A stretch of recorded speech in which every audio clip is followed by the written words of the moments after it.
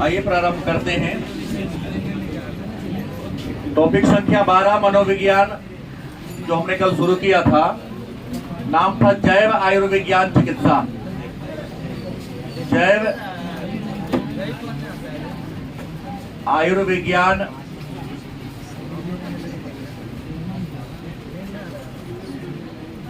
चिकित्सा, इसका अन्य नाम है वैकल्पिक चिकित्सा।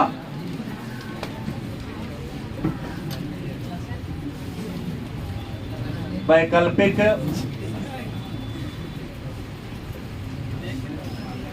चिकित्सा, गलत या सही? इसमें हम लोगों ने कल की क्लास में अस्तित्व परक चिकित्सा नहीं, एक पढ़ा था हमने कल की क्लास में उद्बोधक, याद है ना? उद्बोधक चिकित्सा को हमने पढ़ा था। दूसरा हमने पढ़ा था सेवार्थी केंद्रीय चिकित्सा को हमने कल के क्लास में पढ़ा था। आज जो तीसरा हम लोग पढ़ेंगे उसका नाम है गेस्टाल्ट चिकित्सा। तीसरा नाम क्या है? गेस्टाल्ट चिकित्सा। गेस्टाल्ट चिकित्सा मानसिक विकारों को या मनोवैज्ञानिक विकारों को दूर करने की एक जर्मन पद्धति है। कैसी पद्धति है? और इस पद्धति का विकास फ्रेडरिक नामक मनोवैज्ञानिक ने किया था। और चिकित्सा के इस विधि में मानसिक रोग से ग्रसित या मानसिक रोग से पीड़ित व्यक्ति का उपचार सामूहिक रूप से किया जाता है। किस रूप से किया जाता है? सामूहिक रूप से किया जाता है। और चिकित्सा के इस पद्धति में चिकित्सक मतलब डॉक्टर, सेवार्थी के मतलब रोगी के अंदर क्या जगाता है? तो आत्म जागरूकता की भावना क्या करता है? विकसित करता है। आत्म जागरूकता की भावना विकसित करता है। और इसके साथ साथ आत्म स्वीकारोक्ति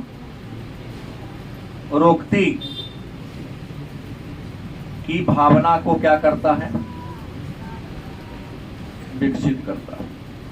मतलब 2 अंक का प्रश्न है, कई बार पूछा जा चुका है कि गेस्टाल्ट चिकित्सा का मतलब क्या होता है। तो गेस्टाल्ट चिकित्सा मानसिक विकारों का उपचार करने का एक जर्मन चिकित्सा पद्धति। इस चिकित्सा पद्धति का विकास जर्मनी के महान मनोवैज्ञानिक फ्रेडरिक ने किया था। किसने किया था? और गेस्टाल्ट चिकित्सा जो है वह चिकित्सा की सामूहिक पद्धति, मतलब मिला जुला, एक बार में एक नहीं अनेक रोगी का इलाज होता है। इस चिकित्सा की विधि में डॉक्टर मानसिक रोग से जो पीड़ित व्यक्ति होता है उसके साथ क्या करता है? सुन लीजिए। तो आत्म जागरूकता की भावना, मतलब जो मानसिक रूप से कमजोर व्यक्ति होते हैं, एबनॉर्मल व्यक्ति होते हैं, वह जागरूक नहीं होते हैं। जैसे हमारे क्लास में 90% मानसिक रूप से एबनॉर्मल है। जो बात मैं अभी बोला हूं अभी भूल गया होगा, पुनः उस बात को फोन के माध्यम से क्या करेगा? दोहराएगा। गलत नहीं बोल रहा हूं, ये बात कई बार होता है। तो आत्म जागरूकता की भावना को क्या करना है? उसके अंदर ये दिमाग बैठा देना है कि तुम सही हो, तुम्हारा हर एक्टिविटी सकारात्मक दिशा में जा रहा है।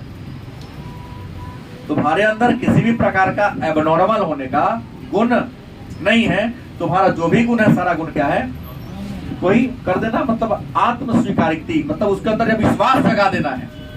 चिकित्सा के इस माध्यम से रोगी में यह विश्वास जगा देना है कि तुम पूर्णतः क्या हो, ठीक हो, स्वस्थ हो। नहीं, अब थोड़ी मोड़ी जो कसर है ना, एक खुराक दवाई में ठीक हो जाएगा। डॉक्टर के यहाँ जाते हैं, गंभीर से गंभीर रोग आपको हो जाता है तो पेशेंट के मुंह पर उसके बीमारी को नहीं बताता है। कई बार देखते हुए इनके गार्जियन कौन है, उसको समस्या करता है, क्योंकि हो सकता है तो ऑलरेडी मरीज है, बीमार है, और बीमार व्यक्ति में तनाव ज्यादा होता है। उसको कहेंगे तो टेंशन और ज्यादा ले लेगा, बीमारी और हो सकता है कि मर जाए।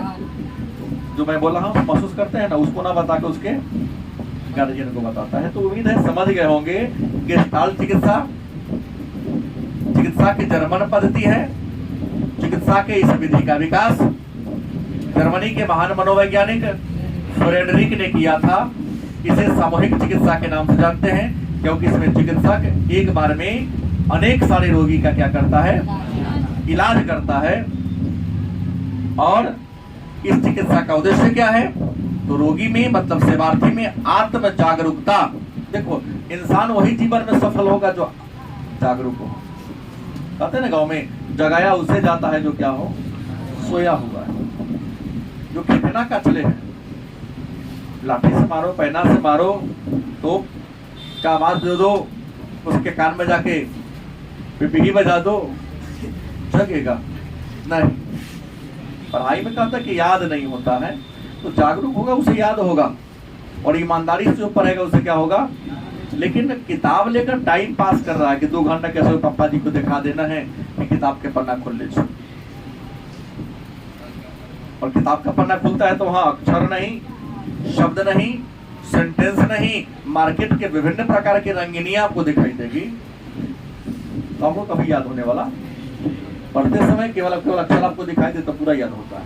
जैसा हम मानते हैं, एक बच्चा पढ़ता उसको याद होता, एक बच्चा पढ़ता उसको याद, तो मतलब पढ़ाई के प्रति वो जागरूक नहीं।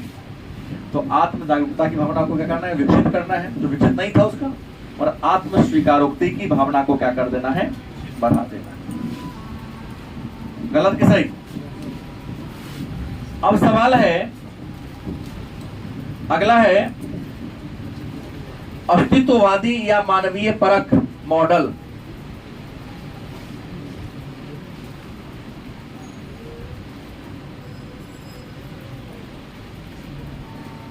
अस्तित्ववादी या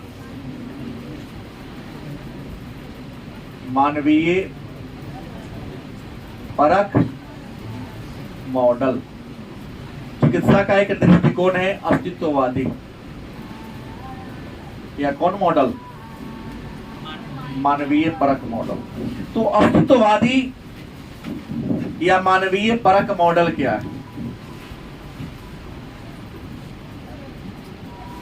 तो अस्तित्व मतलब किसी का होना, और अस्तित्व का मतलब है ये नहीं, वह है ही नहीं, उसका मतलब क्या होगा, अस्तित्व। लेकिन अस्तित्व का मतलब है कि कोई रोगी है तो रोगी भी एक इंसान है, क्या है, मानव है। तो चिकित्सा की वह पद्धति जिसमें रोगी तो है ही, सब जान रहा है, पहले उसको क्या समझा जाए, मानव समझा जाए। क्या समझा जाए, और मानव के जैसा उसके साथ क्या किया जाए। देखने को मिलता है कि अगर कोई व्यक्ति संक्रमण रोग से ग्रसित हो जाता है, किसी संक्रमित रोग से क्या होता है, कोरोना के मरीज 50% इसलिए मर गया, इतना जोर से हुआ कि कोरोना छूत की बीमारी है, जो उसके साथ रहेगा वो क्या हो जाएगा। इंसान तो पहली बार उससे वही मर जाता है जब उसके अपने लोग भी उसके अगल बगल में बैठना पसंद नहीं करते। गलत कि सही? मैं कई उदाहरण दूंगा। जैसे शहर के ही एक प्रतिष्ठित शिक्षक हैं जादूगर सर, प्रेम सर के बारे में कह रहा हूँ। उनके पिताजी को हो गई बहुत से बात इस तरह से यहाँ नहीं है, बाहर हैं, तो वहाँ के बाद तो यहाँ से मिले कि बहुत मतलब लास्ट फेज में उनकी तरह चले गए, कहा कि ना हम छोड़ेंगे नहीं।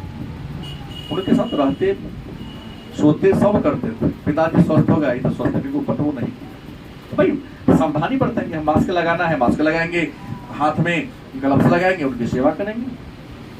सुरक्षा के सारे पुख्ता इंतजाम करते हुए अगर हम रहते उसके साथ तो कोई दिक्कत। आधा कोरोना का मरीज इसलिए मरा है कि उसके अपनों ने क्या कर दिया, त्याग दिया।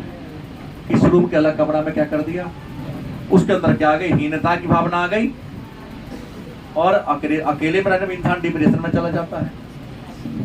गलत कि सही? और ऐसा होता है डिप्रेशन में अवसाद में क्या होता है, मरना ही होता है उसको। देखते हैं कोई आपके घर में जब बहुत दिनों से रोगी होता है तो लोग उसका अलग रूम कर देता है, उसके अच्छा से बातचीत नहीं करता है।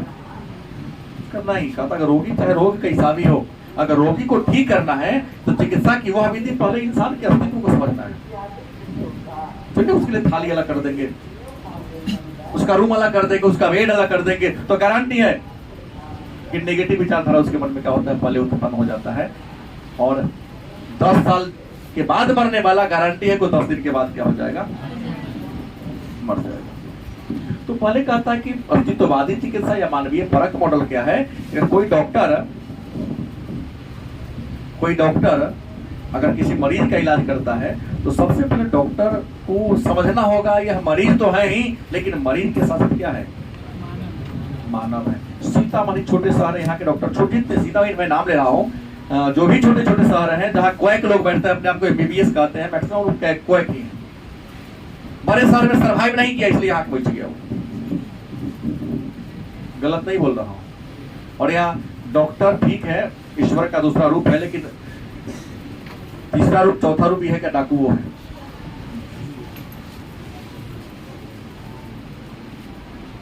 सेवा कार्य है डॉक्टर। तुमको दर्द से करा तब तक इंजेक्शन नहीं लगाएगा जब तक तुम फी नहीं जमा कर दोगे। गलत कि सही?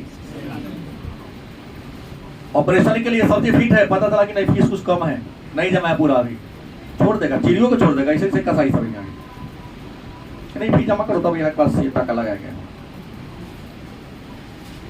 ये सब दूसरा पहलू है इसका। इस बात को आप लोग भी क्या करते हैं, जानते हैं। ऐसा नहीं कि आप लोग अमेरिका के इस बात को खूब जानते हैं।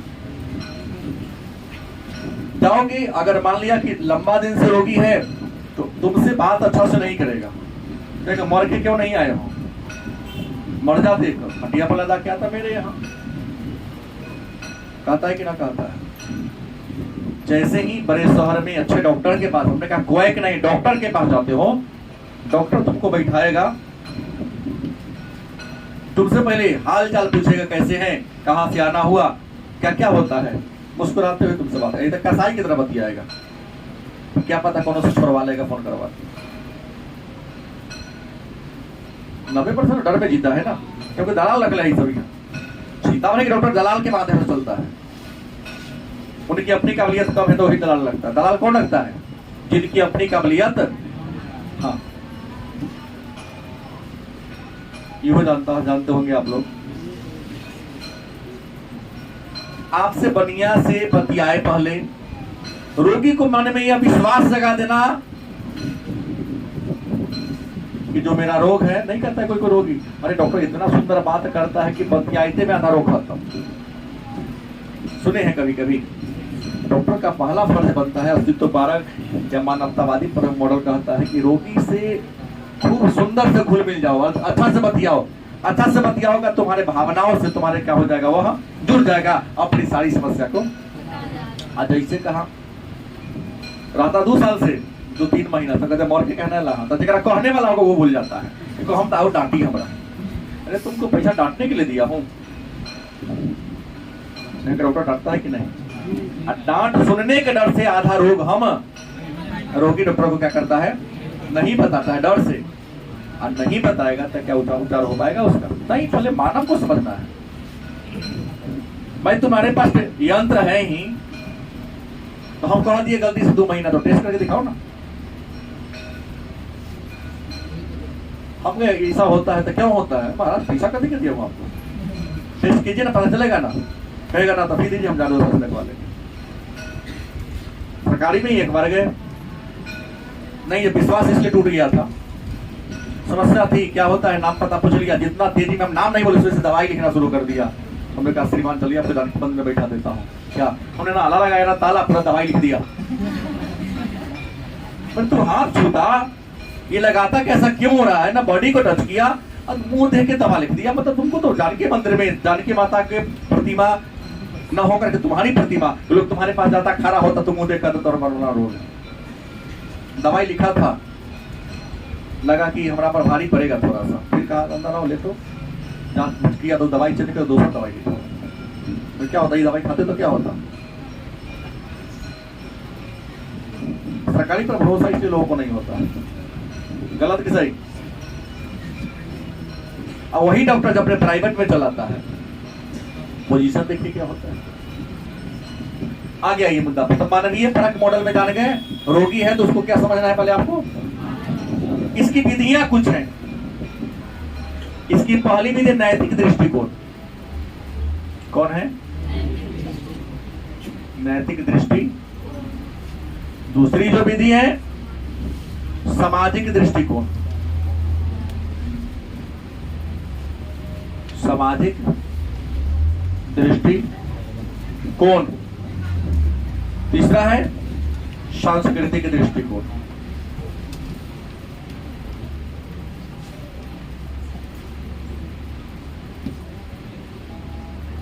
मतलब अस्तित्ववादी या मानवीय परख चिकित्सा के कई मॉडल है। पहला कौन है, नैतिक दृष्टिकोण। दूसरा कौन है, सामाजिक दृष्टिकोण। तीसरा कौन है, चौथा है व्याधि परख दृष्टिकोण। पांचवा है व्यक्तिगत समायोजन दृष्टिकोण। छठा भी है, छठा है व्यक्तिगत परिपक्वता। क्या, व्यक्तिगत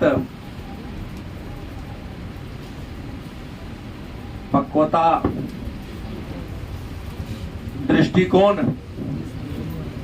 उसके बाद सातवां व्यक्तिगत व्याथा दृष्टिकोण। आठवां क्या है, समन्वित दृष्टिकोण।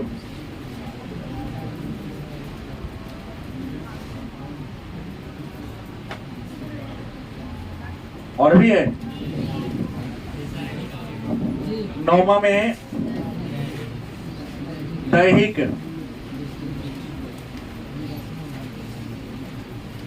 दृष्टिकोण। 10वां सांख्यिकीय दृष्टिकोण होगा। क्या, सांख्यिकी। मतलब ये कहता है अस्तित्ववादी चिकित्सा का जो मॉडल है, इसके कई दृष्टिकोण हैं। पहला कौन है, नैतिक दृष्टिकोण। ये कहता है कि नॉर्मल और एबनॉर्मल व्यक्ति में अंतर होता है, कहते का नैतिकता का। अगर आप नॉर्मल इंसान हैं तो किसी काम को नैतिकता और अनैतिकता को देखकर करता है। गलत कि सही। बिना वस्त्र के आप चलिएगा रोड पर, एडवांस हो गए तब हम देखता हूँ कि जो भी आदमी 90% एडवांस हो तो आधा 95% को ठेज उड़ल है। छोटा कपड़ा पहन के दिखाता है कि हम तो बहुत एडवांस हो गए। नहीं, पागल है, 95% पागल है। मतलब तुम्हें जीवन की तीसरी मूलभूत आवश्यकता है ये नहीं है तो आदि मानव हो गया ना, जो जंगलों में रहता। तुम्हें समाज में रहने की क्या जरूरत है, जंगल में रहो। दिगंबर साबित करता है अपने आप को। तो मंदिर में क्या हो जाता है, वो मस्जिद में क्या हो जाता है, शौक से दिखाने जाता है। नैतिक दृष्टिकोण कहता है कि असामान्य बीमारी का एक कारण नैतिक दृष्टिकोण में, नैतिकता उसको पता ही नहीं तो हमको क्या करना चाहिए, क्या गलत कि सही। एक सभ्य मानव को अपना बिहेवियर कैसा रखना चाहिए, अपना एक्टिविटी कैसे रखना चाहिए।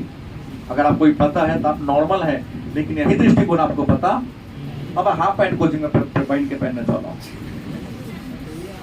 हाँ तो सब थोड़ी देखेगा, जो नाच के जो करवा के देखेगा ना, जोकर के शॉर्ट में ये रहेगा हर ग्रीन रंग का, तो ये रहेगा रेड रंग का, आधा वाला रहेगा येलो, आधा वाला रहेगा ब्लैक।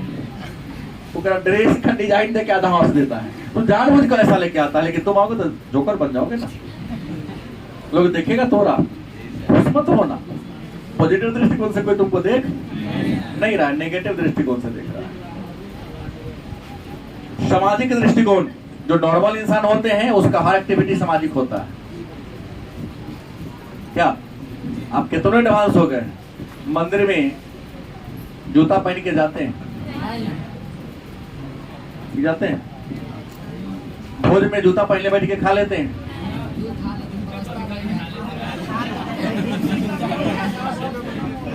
बाप सिस्टम में होता है, घर की बात हो रही है, भोजन में तो कभी कभी की बात है ना, खोल के दे। बाहर अपना जो बाहर वाला जूता चप्पल के अंदर बेडरूम में ले जाते हैं। बोलो सामाजिक दृष्टिकोण, समाज जैसा तुमको इलाज तो वही कर रहे हो, नॉर्मल हो, और नहीं कर रहे हो तो सांस्कृतिक दृष्टिकोण, पूजा पाठ करने का जो तौर तरीका, तो कितनों कुछ हो जाओ लेकिन तौर तरीका में चेंज कोई नहीं करता है। गलत की सही। अभी सावन में पूजा हो रहा हो, बहुत ऐसे लोग हैं जिनके कुल देवता का अलग अलग तरीका से पूजा हो रहा होगा। किसी के रोटी सादा चढ़ा होगा, तो किसी का दाल भरा हुआ रोटी चढ़ता है, तो किसी का सादा ही पूरी चढ़ता है, सबका हुआ होगा, लेकिन सबके अपने सांस्कृतिक कार्यक्रम को मनाने का तौर तरीका अलग अलग है। अब देख लो, छठ पूजा बिहार का सबसे प्रसिद्ध लोकप्रिय त्योहार कौन है? इससे बड़ा कोई पूजा बिहार में है ये नहीं। नदी के किनारे यह पूजा होता है। मान लीजिए जहाँ बिहार के लोग जहाँ रहते हैं नदी ना है, तो आप वही जगह छतों पर ईटा घेर के प्लास्टर के पानी रखता है। पूजा यहाँ 2 बार, सुबह में पूजा पूरा भरे घूम के करता है, शाम में पश्चिम की तरफ करता है, वही करता है। उगते हुए डूबते हुए सूरज, दोनों की पूजा होती है।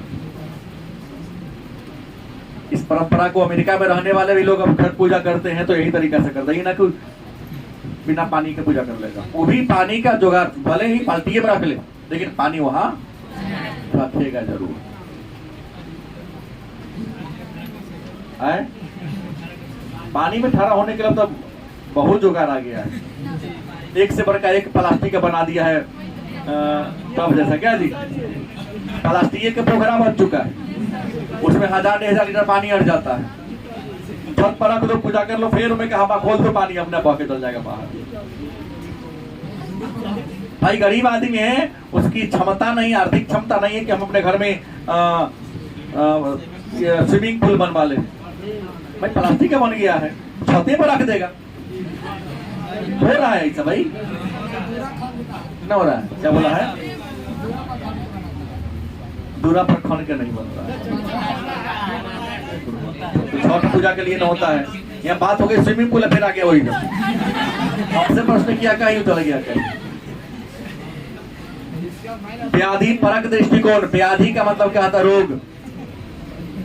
ये कहता है रोगी के रोग के दृष्टिकोण को समझना और तब जाकर उसका क्या करना, व्याधि रोग के अनुसार उसका क्या होना चाहिए, इलाज होना चाहिए। हमने कहा ना कल के कहा, तो एक्सपेरिमेंट करता है, यहाँ डॉक्टर थोड़ी नहीं, यहाँ तो रिसर्च करने वाले लोग हैं। बात को दवाई लिखे कोरोना तो सेट करता ही नहीं, फिर धीरे धीरे धीरे धीरे और रुमाल लगाता है, सेट कर लेगा, हटा दे, ये हटा दे, नहीं ये ठीक दवाई है, चलने दो, दवाई ना चलने दो। तो व्याधि परक का मतलब क्या होता है? व्याधि मतलब होता है रोग, रोग के अनुसार। देखिए मरीज ठीक वही होता है जिसको जैसन रोग है वैसन को उसको दवा मिलता है। तब आपका रोग कुछ और है, दवाई कोनो और का दे रहा, ठीक हुआ कहियो नहीं ठीक हुआ।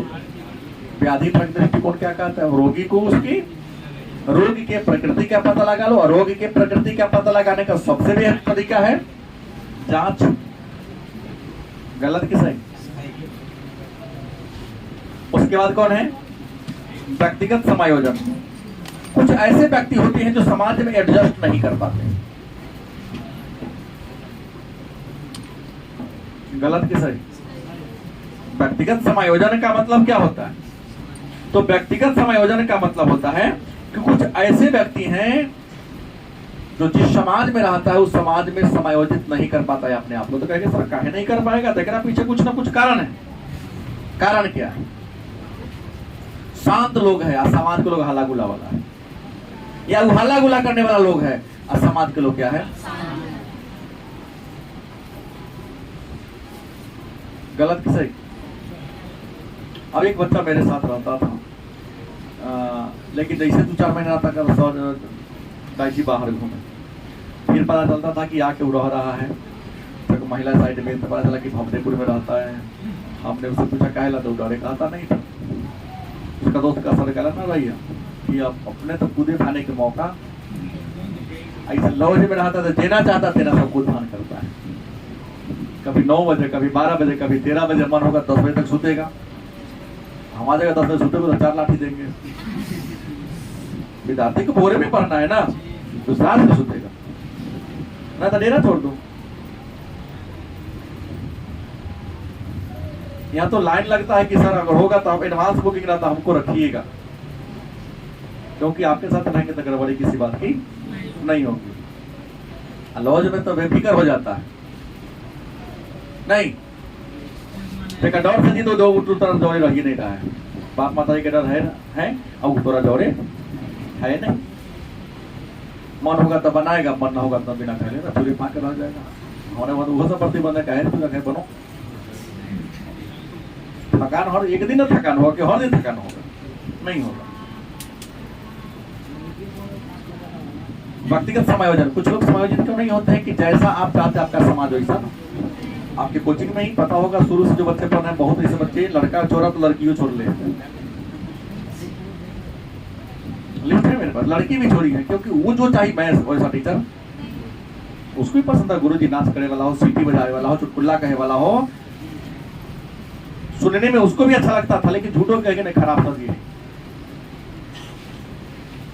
आपने विचार, हमने किसी ने कहा कि विद्यार्थी को शिक्षक नहीं चुनता है, बल्कि आज के विद्यार्थी टीचर को क्या करते हैं, सिलेक्ट करते हैं कि टीचर मेरे लायक है। पढ़ाई के दृष्टिकोण से नहीं, उसने विचार से चुनता है। आज बच्चे, आज के इस युग में बच्चे टीचर को कैसे चुनते हैं? अपने विचार के अनुसार ना। लफंडूस होगा हो जाएगा लफंडूस से मास्टर, ठीक है। आज जो सभ्य बनना चाहेगा वो प्रयास करेगा सभ्य को हम चुने। पढ़ाता तो सब है, उसमें सही प्रकार तो व्यक्तिगत समायोजन, दृष्टिकोण, व्यक्तिगत परिपक्वता। देखो सब व्यक्ति परिपक्व नहीं होता है। व्यक्तिगत परिपक्वता का मतलब होता है कि इंसान जब अपने उम्र के अनुसार किसी एक्टिविटी को करता है। तुम सबका उम्र 17-18 साल है, बात वही ना हुआ ना भाई। 17-18 एक साल आगे पीछे बोल दिया तो क्या हो गया? अगर तुम्हारा बिहेवियर, तुम्हारा एक्टिविटी अगर 8 साल के बच्चा के समान हो, नॉर्मल है कि नहीं? तुम्हारा उम्र जो है उस उम्र के अनुसार अगर तुम बिहेवियर करते हो, ये भी है अस्तित्ववादी, समझना है। तो क्या कहता है? व्यक्तिगत परिपक्वता। तुम्हारा उम्र जितना है उस उम्र के अनुसार तुम्हारा बुद्धि, तुम्हारी एक्टिविटी, तुम्हारा क्रियाकलाप होना चाहिए। मतलब आयु स्तर के अनुरूप तुम्हारा बुद्धि, तुम्हारा हाइट, तुम्हारा वेट, तुम्हारा थिंकिंग रहेगा तो ठीक है, नहीं तो क्या है? नॉर्मल तो है ही है। नॉर्मल क्या होता है? प्योर पागल नहीं होता है। हमने कहा 12वीं के छात्र है तो 12वीं के अनुसार आपके पास ज्ञान होना चाहिए। अगर इस दृष्टिकोण लेकर चलोगे तो अभी जितना बच्चा बैठा हुआ है उसमें 95% एबनॉर्मल है कि नहीं? अगर हम 10 को डिक्टेशन लिखवाऊंगा तो गारंटी है 10 गो लड़का ऐसा होगा जो शुद्ध लिखेगा सही सही, बाकी 90 गो लड़का नहीं लिख पाएगा। कतना को तो लिखे नहीं, अपना नाम देखा लिखने ना आ रहा है। हंसो नहीं, कॉपी में हमेशा अपने चेक नहीं करता, आप लोगों का हेल्प लेता हूं कई बार, और आप लोग कॉपी चेक करने में देखे हैं कि बच्चा अपना नाम शुद्ध नहीं लिख पाता है। देखना पड़ा, तूने क्या देख रहा है मुंडे नीचे? हम किसी को टारगेट कहाँ लिया होते, कॉमन बात बोल रहा हूं। अगला है व्यक्तिगत व्याथा दृष्टिकोण। व्याथा मतलब होता दुख दर्द, व्याथा का मतलब क्या होता है, दुख दर्द परेशानी। देखो ऐसा कौन इंसान है जिसके जीवन में परेशानी ना है, बोलो ना, हर जीवन में कोनो परेशानी ना है, सबके मन में तकलीफ के, किसी को थोड़ा है तो किसी को, भाई परेशानी का टाइप भी अलग अलग हो सकता है। नहीं, किसी को हमसे परेशानी होगी, किसी को मम्मी से परेशानी होगी, किसी को पापा से परेशानी होगी, किसी को शॉर्ट देकर हमारा विजन ना है, तो किसी को किसी का मोबाइल देकर परेशानी होगी। परेशानी तो है, और सारे परेशानी का जिम्मेवार इंसान खुद होता है। हाँ, क्यों नहीं होगा। अंग्रेजी में कहावत है ना, कंटेंटमेंट इज ग्रेटेस्ट हैप्पीनेस, संतोषम परम सुखम। जीवन में सुख प्राप्त करने के लिए जरूरी क्या है, जो है उसमें संतोष करना। और आदमी के व्याथा का मूल कारण क्या है कि इंसान के पास सब कुछ है, एक चीज नहीं है, वो क्या है, संतोष नहीं। गलत सही। तो व्यक्तिगत व्याथा दृष्टिकोण कहता है कि हर इंसान के पास दुख दर्द परेशानी समस्या है। नॉर्मल इंसान होता कंट्रोल कर लेता है। भाई मेरे पॉकेट में 20 रुपया है तो हम समोसे खाएंगे ना, और किसी के पास 100 रुपया है तो रसमलाई खाएगा। तो हम समोसा को ही रसमलाई समझ के क्यों नहीं खाए, तो उसके प्लेट पर ताकि वो मेरे पास भी 10 रुपया होता तो हम एक रसमलाई काश खा लेते। खाओगे तुमको संतोष मिलेगा नहीं, उसी को खा लेंगे। गणितज्ञ की तरह, एक गणितज्ञ के पास इतना ही पैसा जिससे वह क्या कर सकता था, रोटी खा सकता था, दाल या सब्जी खाने के लिए पैसा नहीं था, कि रोटी से काम चलिए जाएगा। 5 रोटी मंगाया, कटोरा रखो, रोटी तोड़ता था, कटोरा में डुबाता था। एक ने पूछ दिया, सर कटोरा में तो कुछ है नहीं, आप सीधे रोटी को तोड़ते हो, डुबा के खाते थे। मैं गणित को माना, कटोरा में दाल है। मानिए कि जब गणित बताता मान के, क्योंकि इतने पैसे था मेरे पास है, और मानने के बनना होता है। तो माना कटोरा में क्या है, दाल है, हम दाल रोटी खा रहे हैं। नहीं, किसी की मोटरसाइकिल को देखकर तकलीफ नहीं बनाना चाहिए, किसी चीज से नहीं, तो जीवन में तुम नॉर्मल कभी नहीं बनोगे। समन्वित दृष्टिकोण क्या है, कहता है कि जीवन में सफल होने के लिए हर इंसान का अपना व्यवहार संगठित होना चाहिए। संगठित होने का मतलब है कि तुम टाइम के अनुसार अपने समय को क्या कर दो, अपने दिनचर्या को टाइम के अनुसार क्या कर दो, बांध दो। नॉर्मल इंसान रहना है तो जीवन में सफल होना है तो अपने दिनचर्या को समय के अनुसार क्या कर देना है, मान लेना। जैसे मैंने पाठ्यक्रम रूटीन बना दिया आपको, हमको ज्यादा तनाव में देखे नहीं, लेकिन बहुत ऐसे क्लास आते हो तनाव में देखते होइएगा, सर ये परेशान है, नींद नहीं आ रही। नींद का नहीं है भाई, हम तो जौना दिन से भाई शुरू किए, हम कह रहे 500 सीसी बुलेट पर चढ़ के आऊंगा ब्रेन से। गलती की सही, लगातार अपने पाठ्यक्रम को खींचते रहा। हम जानते हैं ना कि हमको रिवीजन भी, हमने इतिहास खत्म किया कि नहीं, भूगोल लगभग खत्म, रिवीजन चल रहा है, साइकोलॉजी खत्म होने के कारण पॉलिटिकल खत्म हो गया। हमने जो टारगेट दिया, इकोनॉमिक्स खत्म हो गया। मेरा टारगेट जो हमने लिया था कि मेरा सितंबर के लास्ट तक पूरा तो हो जाएगा। भाई अब एक बार अक्टूबर है तो हिंदी पढ़ाई होगी, अक्टूबर से रिवीजन चलेगा। फर्स्ट रिवीजन में हम 2 अंक स्तरीय प्रश्न को डन कराएंगे, सबसे चर्चा कर दिया। एक भी 2 अंक स्तरीय प्रश्न नहीं छूटेगा, इसकी गारंटी होगी। लेकिन शर्त ये है कि हम जितना कहेंगे उतना करोगे। तब हम कहेंगे कुछ हो, आइए आ जाएगा ना व्यक्तिगत समायोजन, तो समायोजित नहीं कर पाओगे। ठीक होगा मेरे यहाँ नहीं चलोगे। परीक्षा के समय रात में नींद नहीं आएगा। समन्वय दृष्टिकोण करता है कि अपने व्यवहार को संगठित कर लो। क्या कर लो? रूटीन बना लो। खाना किस समय बनाना है, भोजन किस समय करना है, अंग्रेजी किस समय पढ़ना है, हिस्ट्री किस समय पढ़ना है, पॉलिटिकल साइंस। आपको लगता है क्लास में जितने बच्चे हैं या दुनिया में जितने भी असफल लोग हैं अपने व्यवहार को संगठित नहीं कर पाते, अपने दिनचर्या को जिस समय जो मन होगा वही काम करेगा। भाई मोबाइल चलाओ, मोबाइल चलाना गुनाह नहीं है, खेलना गुनाह नहीं है, घूमना गुनाह, ये भी तुम्हारे दिनचर्या का एक अंग, लेकिन उसका टाइम होना। अब 12 बजे घूमने चल दिया, चलना ना मतलब जो घूमे चल। 12 बजे खाने के बाद 10 मिनट विश्राम का समय है। क्या जी? विश्राम के बाद पुनः तुम छात्र हो तो पढ़ने का टाइम है। रूटीन बना लो। दैहिक दृष्टिकोण ये कहता है कि दैहिक माने क्या होता है? देह। हिपोक्रेटिस ने, शेल्डन ने, क्रिस्मर ने नहीं, चरक ने, इन विद्वानों ने देह के आधार पर इंसान को कई रोग बता दिया था। चरक ने 3 गुण और 3 गुण बता दिया था।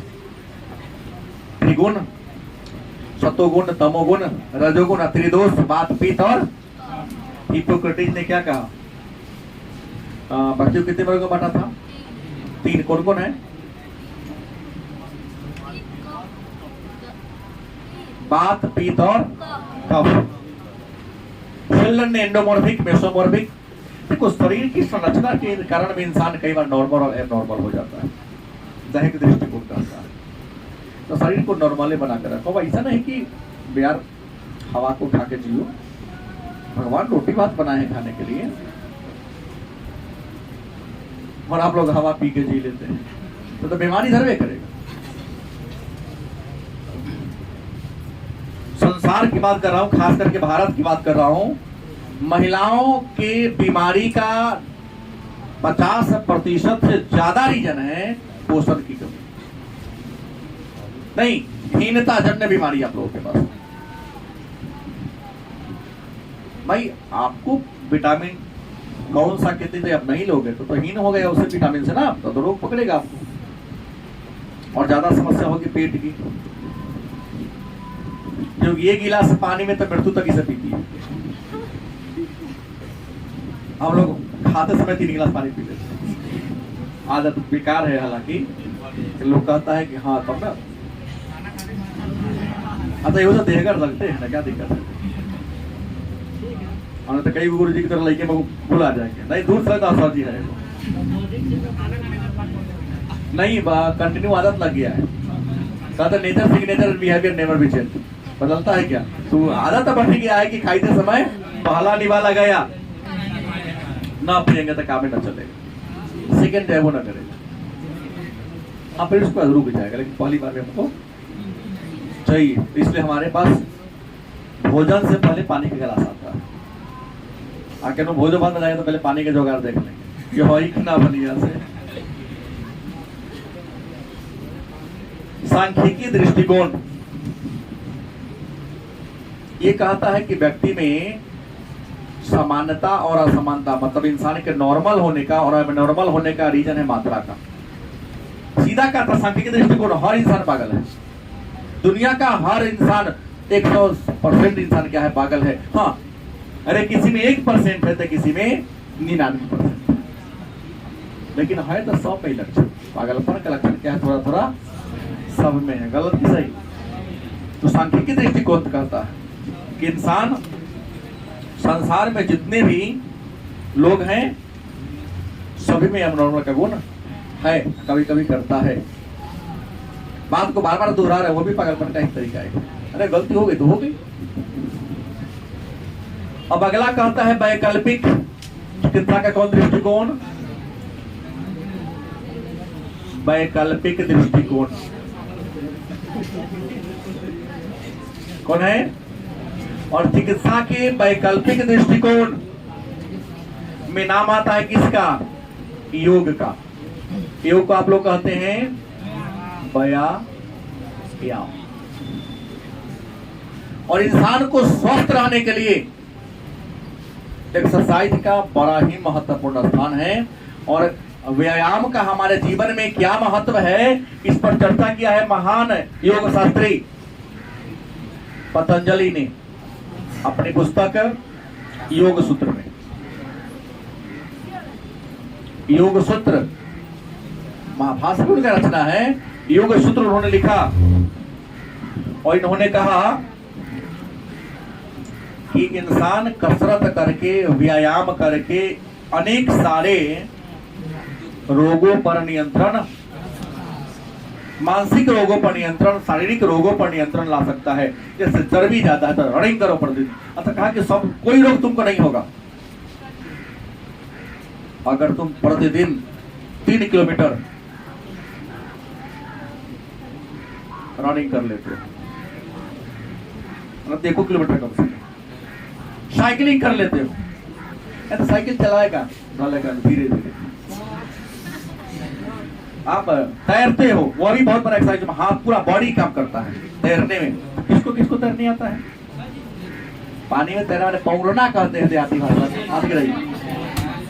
हाथ भी चलाते हैं, पैर भी चलाते हैं, बॉडी पूरा मुंह उल्टा सीधा सब पूरा बॉडी मूवमेंट होता है। बहुत बढ़िया एक्सरसाइज है। हाँ करो, कोई दिक्कत नहीं, सबको पानी।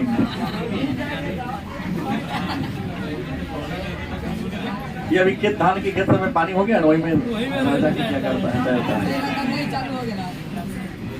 लखनऊ में मत रहना, पूरा शहर का कचरा है। दूसरी महत्वपूर्ण बात है व्यायाम है। 8 इसके अंग है, योग, आसन, ध्यान, समाधि, ये 8 इसके का है, अंग कर सकते हैं। स्वस्थ रहने के लिए नियम प्रतिदिन 10 मिनट एक्सरसाइज करना चाहिए। कितना मिनट? हर दिन 10 मिनट आपको एक्सरसाइज करना चाहिए, तुम स्वस्थ रहना है तो। एग्जाम्पल क्या होगा? हमने कहा हर दिन 10 मिनट करो। अब ये मैं नहीं बताऊंगा, हमने कहा कुछ नहीं होता, दौड़ जाओ, सूर्य नमस्कार करो, कदम ताल करो, नहीं तो कम से कम हाँ अनुलोम विलोम प्राणायाम। बाबा रामदेव सिखावे करता पेट को ऐसे खिंचकाने वाला, पीछे खींचो, फिर छोड़ो, फिर पीछे, आगे करो। सांस को रोकने का, खींचो एक नाक से, दूसरा नाक से छोड़ो, फिर एक नाक से खींचो, दूसरा से छोड़ो, कम से कम 1 मिनट ऐसे करो, फिर इस नाक से करो।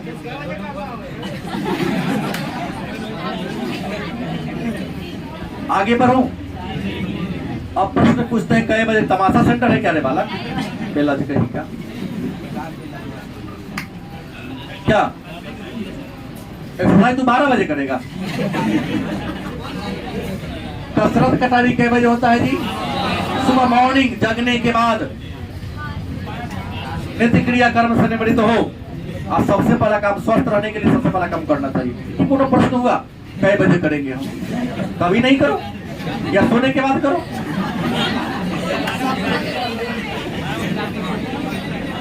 जानबूझ के मांगने पर पैसा बढ़ाने का काम करता है।